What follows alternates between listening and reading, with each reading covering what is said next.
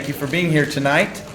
I'm Ken Johnson, CEO of Hutchinson Regional Healthcare System, and I just want to welcome you to first course. This is Heart Month, so we're going to have some discussion about our heart health. It's time to remind ourselves that keeping a healthy heart is vital in living a long and fulfilled life. At times, however, it seems that no matter what we do, we find ourselves in unfortunate situations. When this happens, we rely on medical professionals to keep us in working order. Considering 27.6 million Americans have heart disease, Hutchinson Regional Medical Center serves as a premier Kansas cardiothoracic surgery hub. Cardiothoracic surgery involves the surgical treatment of organs inside the chest, primarily heart and lungs. At Hutch Regional, we are fortunate to have specialists who are passionate about providing the best cardiothoracic care possible. Here today to give us a look inside the complex process of cardiothoracic surgery is Dr. Dimitrios Topolidis. Dr. Topolidis has been with Hutchinson Regional since 2014 and is a graduate of Aristotle University in Greece. He did his residency at the Mayo School of Graduate Medical Education in Rochester, Minnesota, Henry Ford Hospital in Detroit, Michigan. So please join me in welcoming Dr. Topolidis.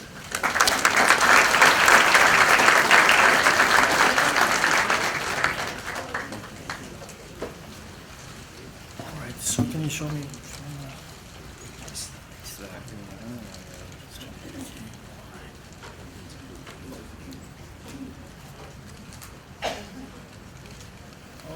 Thanks, Ken, for the kind introduction, and thanks. I really appreciate all of you being here tonight. I will spend the rest half an hour introducing you to the cardiopulmonary bypass circuit, aka or otherwise known as the heart-lung machine, a state-of-the-art technology that we use here at the Hutchinson Regional Medical Center to perform open heart cases. A brief historic background. Back in the mid-50s, when cardiac surgery was in its infancy as a surgical specialty, there were 3 or 4 major medical centers in North America that were performing intense research in developing technology that would allow heart surgeons to perform routinely complex open heart procedures safely and efficiently. One of these cities, amongst Detroit, Philadelphia, Toronto, was also Minneapolis, at the University of Minnesota, where I did my cardiothoracic surgery training. The gentleman on the left is considered one of the godfathers of open heart surgery. He's Dr. Lillehei.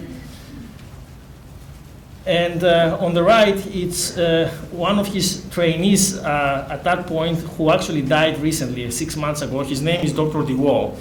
And it's a well-known story that Dr. Lillehei stepped out of his operating room one late evening, really frustrated because he operated on a patient with his heart beating, and he lost the patient in the operating room. So he said to his trainee, Dr. DeWall, if we only had a device that would have allowed us to work on a still heart rather than a beating heart, we could have helped this patient. Later during that evening, the story goes that Dr. DeWall and his colleagues found themselves in a local bar and restaurant which is called Big Ten. Actually, this restaurant has been in continuous operation in downtown Minneapolis for over 70 years. I recently got word from my colleagues there that they only closed a couple of weeks ago to give its place to a modern high-rise building. But while they were kind of talking aloud to one another without, anything, addressing anyone in particular, they were just discussing about what they needed. A pump that would mirror the beat of the heart, but would be external to the patient's body. The bartender, without obviously, appreciating the complex cardiovascular issue at hand, he just kind of jumped into the conversation, and he said, "Sounds like you guys need a 2-stage pump, much like the one I use to power kegs of beer under my bar here. And it was this stroke of genius that Dr. DeWall embraced to develop actually one of the first heart lung machines that you can see here, incorporating a bubble oxygenator, which is the device that introduces oxygen to the blood. And this is called Lillehei DeWall oxygenator, and they were able, after using in 10 ships, to massively produce it and distribute it all over the world and perform, and many surgeons throughout the world perform thousands of open heart surgeries in the mid-50s and 60s with users of this device. Of course, a lot of development occurred, and now we are looking at a modern heart lung machine, and you see how sophisticated device that looks like as compared to the initial one. But why the heart lung machine is vital for us heart surgeons to perform surgeries on the heart? As you well know, the heart is made by God to beat from the moment we are born to the moment we die, and it's filled up with our blood. And these are great, however, it makes it extremely challenging to perform complex and meticulous operations on a moving target, which, by the way, is filled up with blood that obscures completely our view.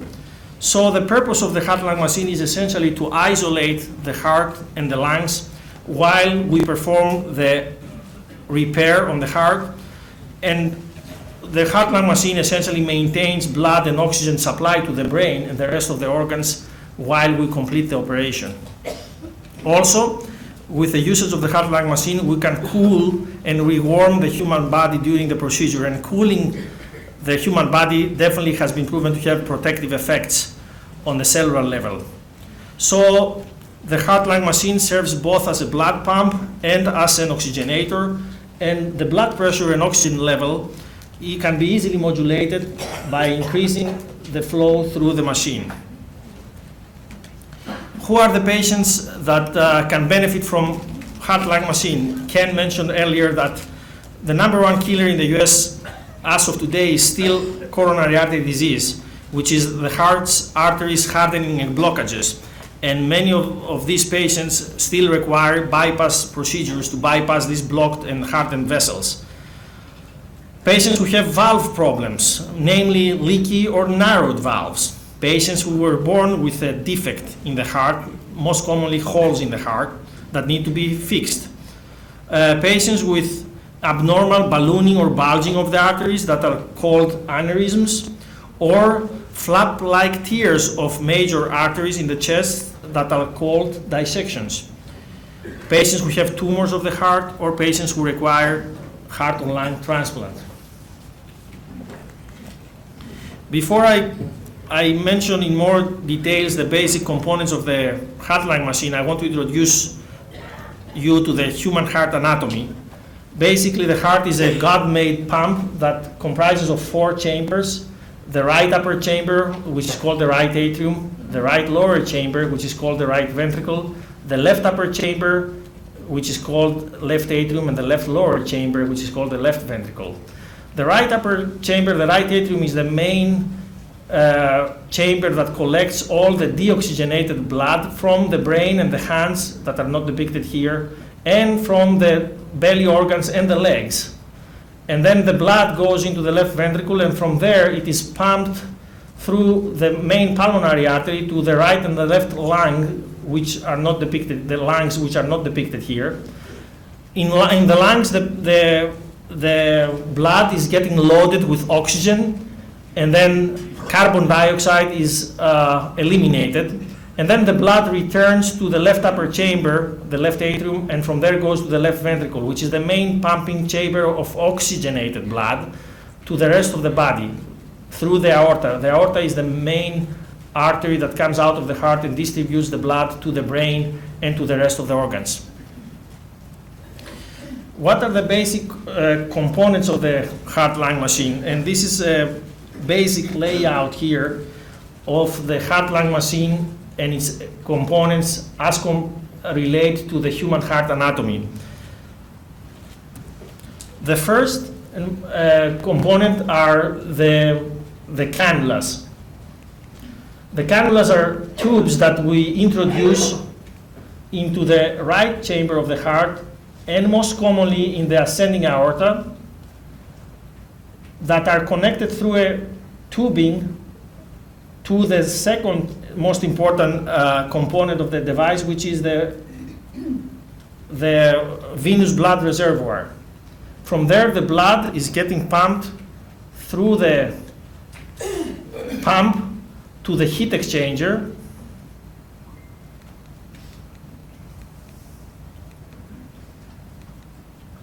and then from there it goes to the oxygenator. From there it goes to the arterial filter before it enters the actual circulation, and to the some accessory pumps and devices that are also connected to the main circuit.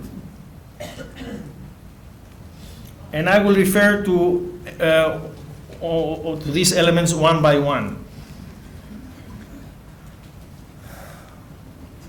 Between all of these elements, there are at least 45 square feet of plastic and metal contained in this device.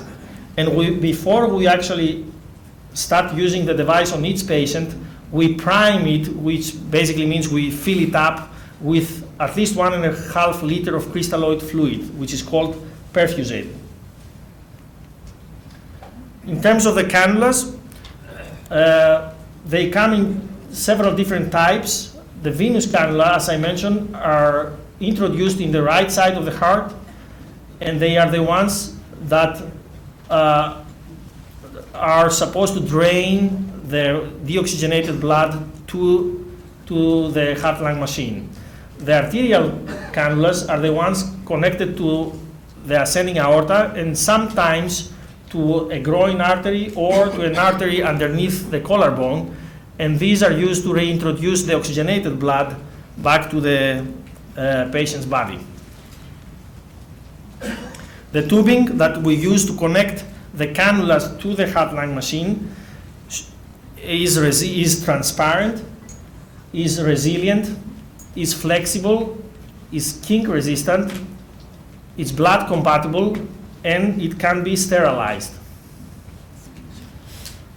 As with every other tubing, the size of the tubing is proportional to the of blood that the tubing can carry. Just to give you an idea, an 8 feet long venous line can accommodate around 10 ounces of venous blood. In order for the venous tubing to drain the blood from the right side of the heart to the heart-lung machine, there needs to be at least a minimum of 10 millimeters of mercury pressure drop between the level of the patient and the level of the heart-lung machine.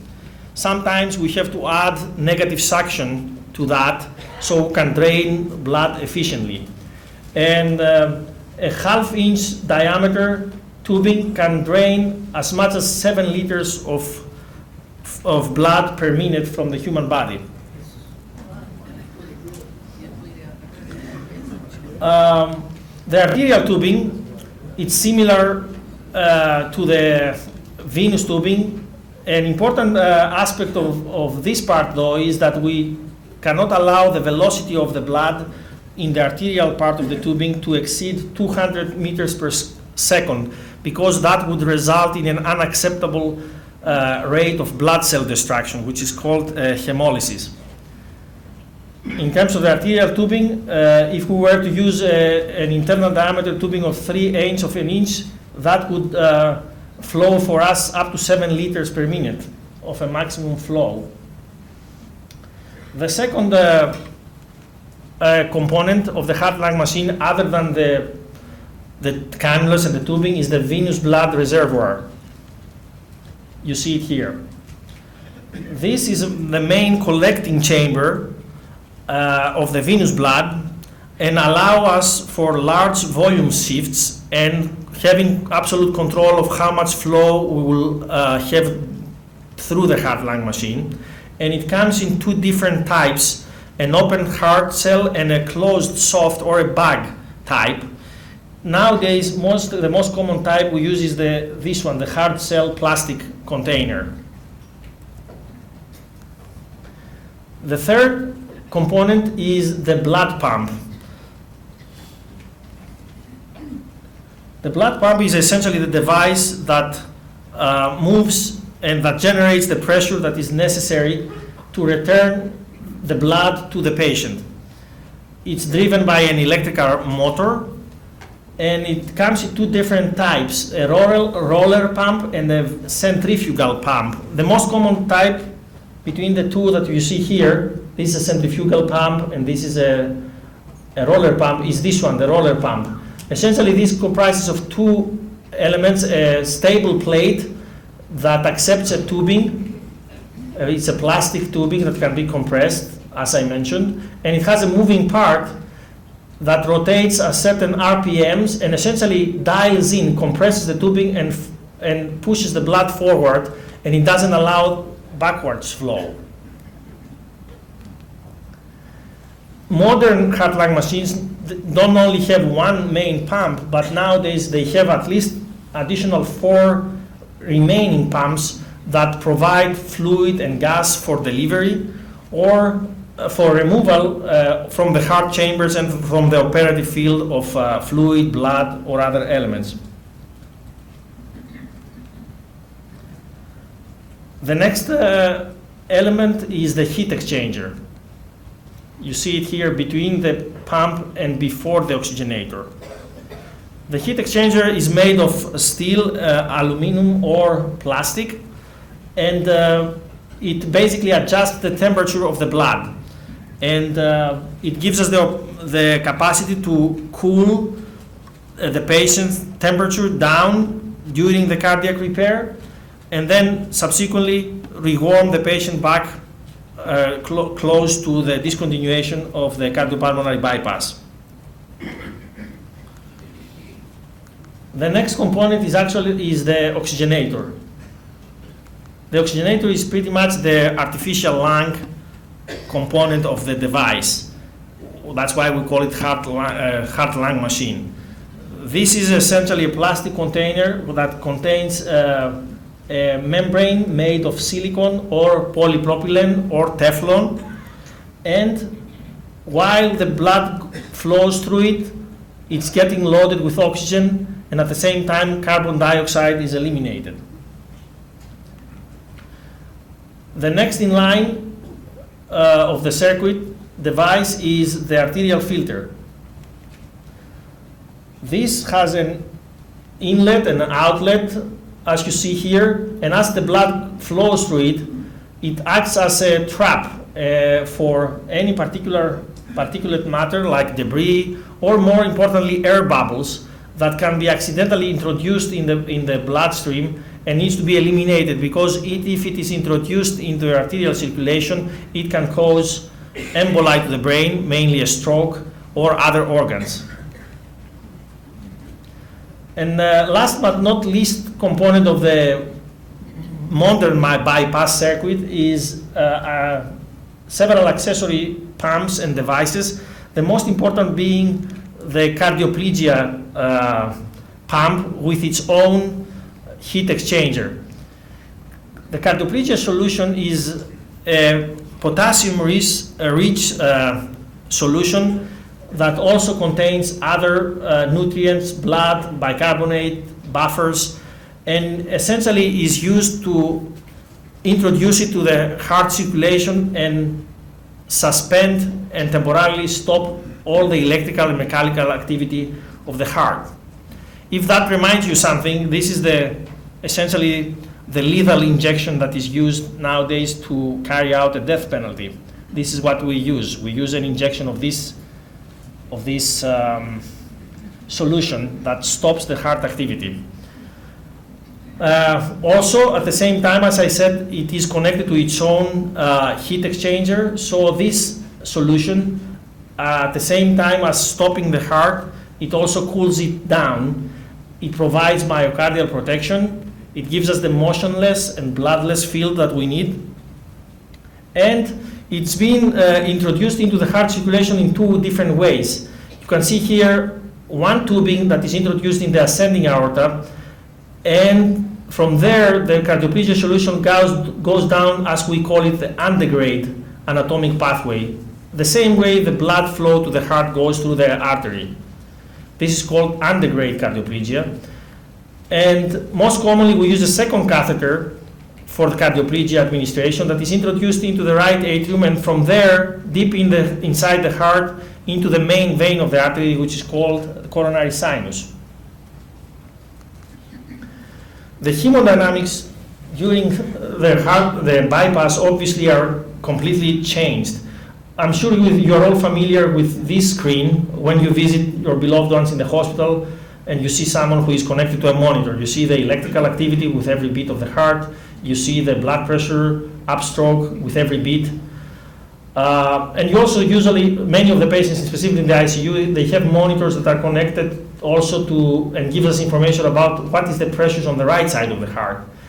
And when we are on the heart-lung machine, we go from this pattern to this pattern. We have an isoelectric line. There is no electrical activity as you see here.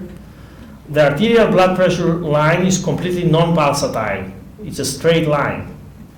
And also the numbers representing the pressures on the right side of the heart are extremely low, which means that the blood pressure on the right side, the heart essentially, the right side of the heart is empty. There are four main aspects of the heart-lung machine physiology I need to present to you very briefly. The first one is hemodilution. The second one is hypotension. The third one is hypothermia. And the fourth one is blood gas control. And I will be very brief, and I will use simple terms to describe each one of them. The first one is hemodilution, which means decreased concentration of blood cells in the circulation. This decreased viscosity results in increased tissue perfusion. During the case where we use heart-lung machine, we allow the hematocrit, which is the blood cell concentration of the blood, to drop as low as 21%. For you that you don't know, the normal concentration is around 40%. So we can go as low as 21%. However, the amount of hemodilution we will accept depends also on other factors, such as patient's age, and we bear in mind other considerations that have to do with specific patient's preferences. For example, when we deal with a patient who is a Jehovah's Witness, who would not allow us to transfuse blood. The second element of heart-lung machine physiology is the hypotension, which means low blood pressure. Essentially, the cardiopulmonary bypass run is a state of a controlled shock. We cause fluid shifts and we induce hypothermia, cooling, that increase the blood viscosity and the tendency to form clots. There is a significant hemodilution, as I mentioned, that causes vasodilation, which means relaxation of the blood vessels in the rest of the body. And at the same time, our body responds to all this by releasing intrinsic hormones, which is called catecholamines, which cause vasoconstriction to counteract with the vasodilation that the heart-lung machine causes. The third element is hypothermia, or cooling, or low temperature of the body. And this is extremely important because by inducing hypothermia, we reduce the metabolism and decrease the metabolic demands of the human cells in oxygen and nutrients. We allow less blood trauma. We protect the heart, the brain, and the other organs. And we provide them to ourselves a margin of safety in the event of an equipment failure. I'm not going to go into details, but depending on the anticipated complexity of the procedure we're planning to perform and the duration of it, we shoot for lower and lower temperatures, meaning that the more complex and the longer the procedure, the lower temperature we target for. I'm just going to mention that for every degree of Celsius of temperature that we drop down, we decrease the metabolic rate by at least 5 to 10%. So that gives us a lot of protection. While cooling and rewarming the patient, we need to bear in mind of a phenomenon that is called outgassing. And essentially this occurs when we cool or rewarm very fast.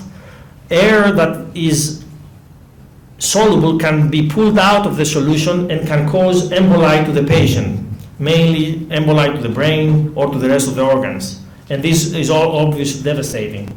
Usually it occurs at tissue level while we're cooling, but more importantly it occurs at the heat exchanger level while we are rewarming.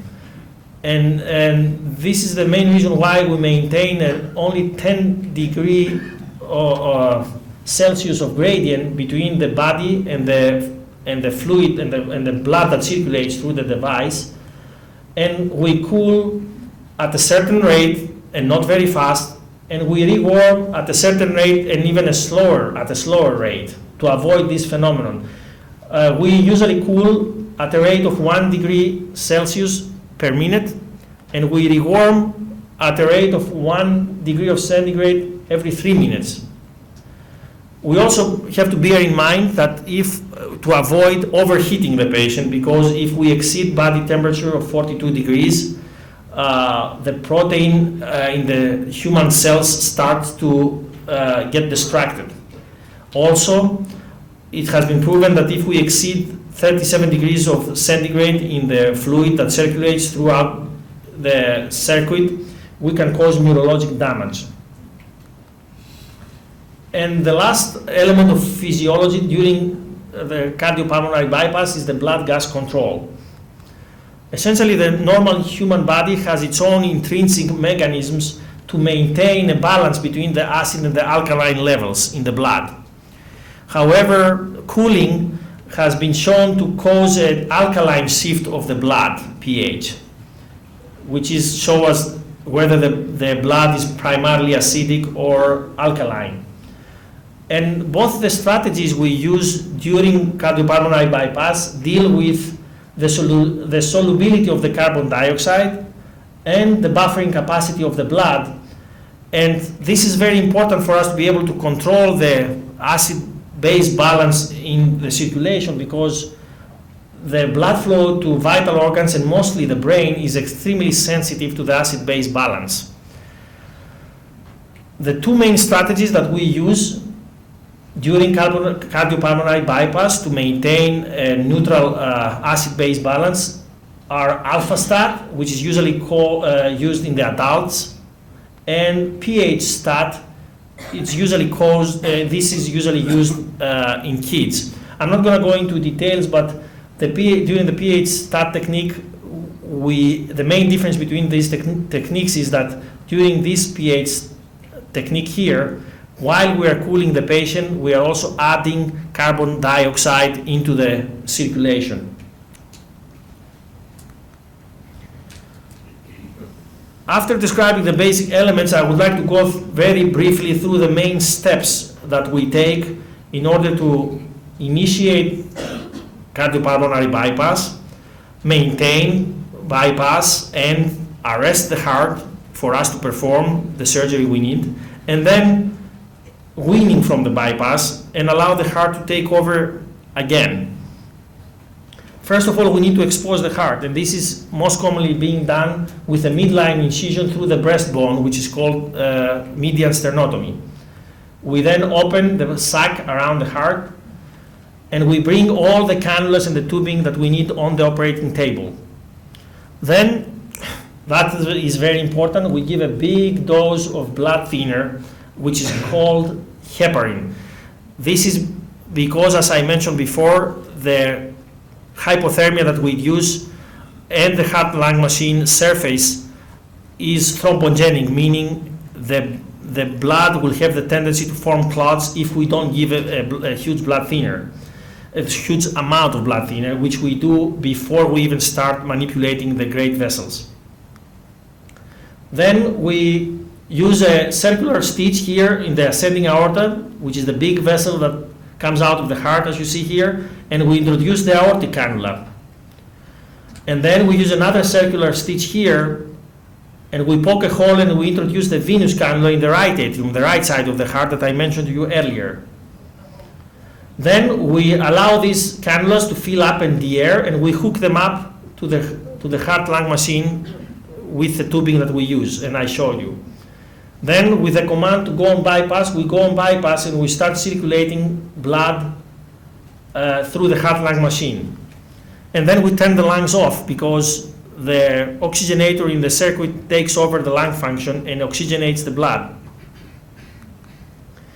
Steps for maintaining the cardiopulmonary bypass and arrest the heart, meaning suspend all the electrical and mechanical activity of the heart. We inspect the heart, make sure everything looks okay, and then we place some accessory tubes and lines. Most importantly, as I mentioned earlier, the cardioplegia lines, the antegrade and the retrograde cardioplegia, and on occasion we place an additional catheter in the left side of the heart, which is called vent. This is to drain any air bubbles from inside the heart. Subsequently, we reduce the pump flow and we apply a big clamp, which is called cross clamp here, just beneath the aortic cannula, and this is essentially serves to isolate the systemic circulation that is being perfused now by the aortic cannula. Remember, this comes from the heart-lung machine, brings all the oxygenated blood that the brain and the rest of the body needs from the heart itself. Here, we have isolated the heart from the rest of the body. We start and give our cardioplegia solution through these two different routes that I mentioned to you, and we essentially stop the heart. We also set a body temperature that we will shoot for in coordination with the perfusionist, depending on the complexity of the case, as I mentioned, and the anticipated duration of the case. After we are done with whatever procedure we're planning on doing, whether this would be a bypass graft on a blocked artery or a valve repair or a replacement, we then release this cross clamp here. We remove all the air from inside the heart, and then we begin respirations. We start the lungs. Of course, we have a detailed checklist of things we need to do before we win the bypass and allow the heart to take over. And these mainly include to check for bleeding from inaccessible, difficult areas, make sure that the body temperature is back to normal, that the heart regain a stable heart rhythm and a good heart function, and that the lung function is normal with inspiration and expiration. And finally, we ask the perfusionist, who is the heart-lung machine specialist, to wean slowly the flows on the heart-lung machine and allow the heart to gradually take over its function again. When we are completely stable, then we clamp the venous lines and the venous line and we remove it. We remove our accessory tubes and lines. We give a big dose of protamine, which is the medication that reverses the blood thinning action of the heparin that we gave earlier. We watch for hemodynamic reactions. We assess the need to support the heart with additional medication and the blood pressure if needed. We return all blood from the heart-lung machine to the body, and then we remove finally the arterial aortic cannula. What are the emergencies and safety features of the cardiopulmonary bypass? These are the 5 most common, which are exceedingly rare, but still most common and fearful emergencies during cardiopulmonary bypass. The first one is massive air embolism, which is essentially a massive or a big amount of air bubbles somehow entering the arterial circulation and travel to the brain, the heart, and lungs, causing a heart attack, a stroke, or respiratory failure. And next, one of the most fearful also emergencies that can occur is an aortic dissection, a flap-like tear of the wall of the ascending aorta at the spot where we introduce the aortic cannula, which I showed you earlier. A clotted oxygenator, which can obstruct the flow through the oxygenator and through the heart-lung machine. And this can happen, it happens rarely despite us giving a big amount of blood thinners that I mentioned. Severe protamine reaction which is essentially an acute allergic reaction to the protamine, which is the antidote to the heparin. And finally, inadequate flows through the machine and inadequate oxygenation.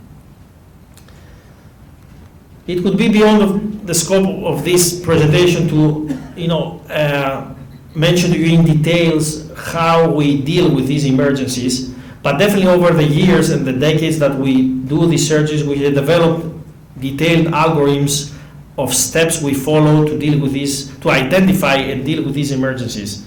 Plus, modern heart-lung machines have numerous safety guards and checks to quickly identify and help us treat these emergencies, such as low-level alarms, air bubble detectors, arterial line pressure monitors, temperature monitors, venous oxygen saturation monitors, battery backup power, and many others that I'm not going to mention in such a short presentation. Also, before we even bring the patient to the operating room, the patients we are planning on putting on the heart-lung machine undergo a comprehensive workup to minimize the risk of end organ injury during the surgery. We always use detailed checklists of things we need to do, so we do the same thing every single time, as we say, in the operating room. And then obviously clear three-way communication between the surgeon, the anesthesiologist, and the perfusionist is key to avoid adverse events. For those of you who might still think that this is not a very safe device or technology, I can tell you that over 1 million open heart procedures are being performed nowadays yearly worldwide. And more than 80% of these cases require the usage of the heart-lung machine. So over the decades, this technology has been evolved and has been proven to be very safe and efficient. Here at Hutchinson Regional Medical Center, we have an active open heart program in continuous operation for 20 years. And we have performed at least 3,000 open heart cases with excellent outcomes comparable to national benchmarks. As with anything else, team effort and dedication to superb patient care are key elements of success. And everybody who is involved in this process realizes that this is serious business, and we take all of this very seriously to ensure we have excellent outcomes. Speaking of team effort, I could not finish up with this presentation without acknowledging a number of individuals that have played a vital role in maintaining and advancing the open heart surgery program here at Hutchinson. First and foremost is my senior partner, Dr. Robert Fleming, who is a cardiothoracic surgeon with over 25 years of experience. He took over this program 5 years ago from the surgeon who was here before. He's a native Kansan, and I think that makes him a nice guy, I guess. No questions asked. He's a superb clinician. He's a trusted mentor to me as a young surgeon just coming out of training, and he's a visionary leader to lead this program to its future development. Outside of the operating room, Roy-Lynn Lawson is our city surgery office manager. She is the person who keeps us organized and in line and responsible for scheduling these complex cases, and is helping us a lot with the pre-operative and post-operative care of these patients. In the operating room, Justin Miller is our trained RN OR first assistant. He has been very vital to the program since its inception 20 years ago. He has been part of the program ever since we started doing open heart cases here 20 years ago. Melissa Sullivan is the OR manager, always makes sure that we have adequate personnel and equipment and everything else we need for these complex cases. Pam Peters is our heart-lung machine specialist. She is the one who runs the heart-lung machine I have talked to you about during the cases. Laurie Edwards and Megan Hendrickson are our main cardiac OR scrub nurses. We cannot perform any case without one of the two being scrubbed with us in the operating room. So that speaks of how important they are. Vicky Byard and Ann Armstrong are our main OR nurse circulators for open heart cases, along with Jonathan Joswick and Tracy Terry. I encourage you, if you encounter any of these individuals, if you see them around, just say hi and say thanks for their excellent service they provide in the local community. And with that, I will conclude this brief presentation, and I'm happy to answer any questions that you might have. All right, yeah, we're going to open up this time to you guys. Just raise your hand like you were in school, just a few years ago. I'll bring the mic over to you. How do you handle an individual who has a pacemaker defibrillator? That's a very good question.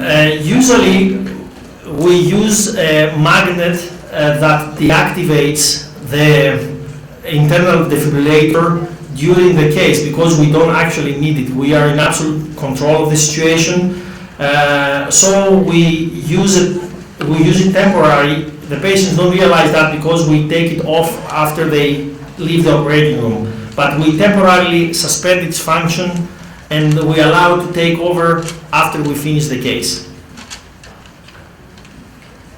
Quick question for you. Are these machines used on all heart surgeries? And how long are they on the machine? I'm sorry, what was the last part of your question? How long are they on the machine? How many minutes? Okay, so the heart-lung machine is used nowadays in, as I said, in about 80% of the open heart cases that are being done out there. There is only one category of procedures that are being done without the usage of the heart-lung machine, which is called off-pump bypass grafting. During these cases, the heart-lung machine is standby in the operating room, but no more than 20% of the bypass graft cases are being done without the heart-lung machine in the US right now. 80% of the bypass surgery and 100% of any other open heart surgery that involves usually valves is being done with the usage of the heart-lung machine. Depending on the complexity of the case, to answer your second question, we can have bypass runs that vary between 50 or 60 minutes when it comes to a straightforward aortic valve replacement, for example, with a cross-clamp time which is usually 10 minutes less, to very long bypass run times that can reach 3 or 4 hours, for example, and cross-clamp times that are usually a little bit less than that when it comes to complex procedures that involve more than one valve, more than one grafts, or a combination of the above, or cases where we need to repair or replace, most commonly, the ascending aorta or the arch, which is the aortic arch, which is the part of the aorta that provides the major branches that give blood supply to the brain and the upper extremities. So it is safe to be used in a very long operations.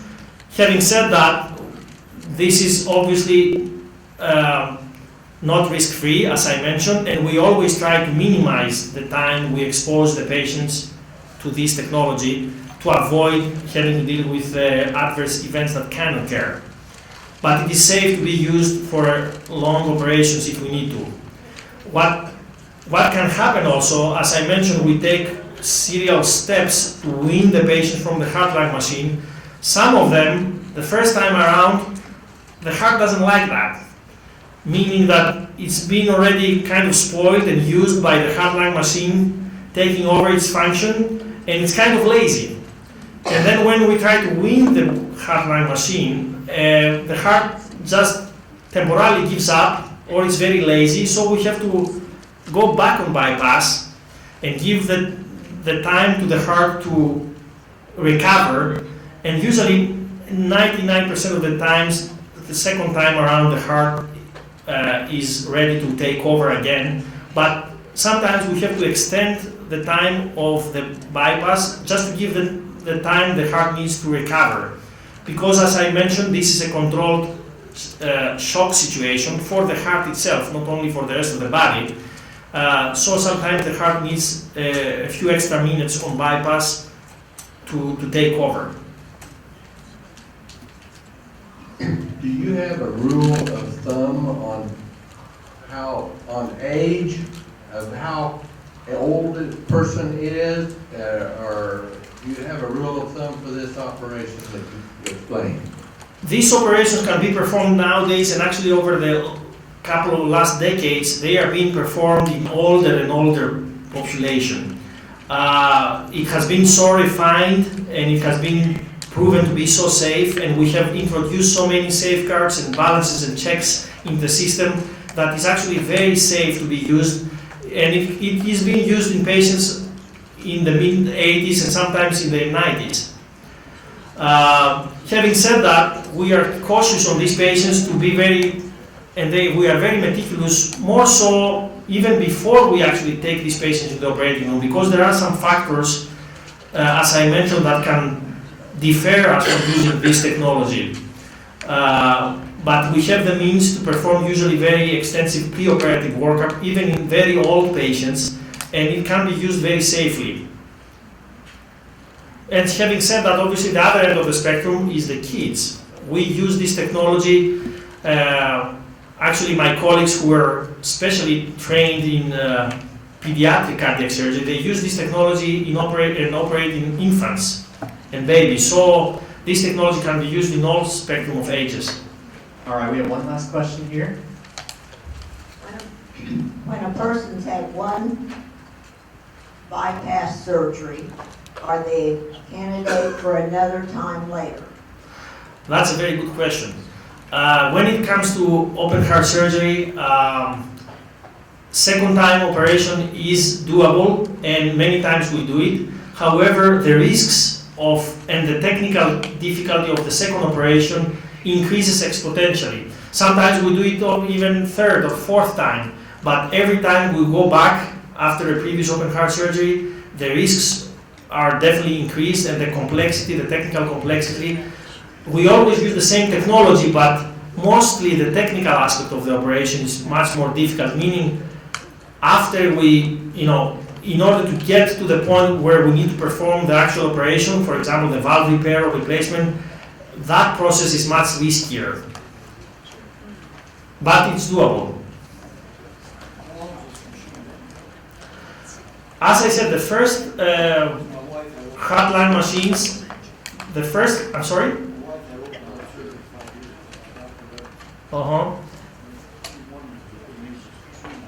I think yes, the current machine has been here for over 5 years. Going back in history, as I mentioned, the first heartline machines have been invented here in North America, and then they spread out and being used in the rest of the world. But there were 3 or 4 main types, and one of the prototype is the one I showed you from the University of Minnesota. There was other surgeon, one more surgeon in Detroit that was actually using the help from GM engineers. He developed a primary model of a similar pump. There was another surgeon in Philadelphia and another surgeon in Toronto. These 4 centers in the mid-50s were working at the same time in this technology, and they were kind of competing with each other. But this pump, with all the improvements, has been around and been used for at least the last 25, 30 years. All right, let's give a hand to Dr. Jovalides. Thank you.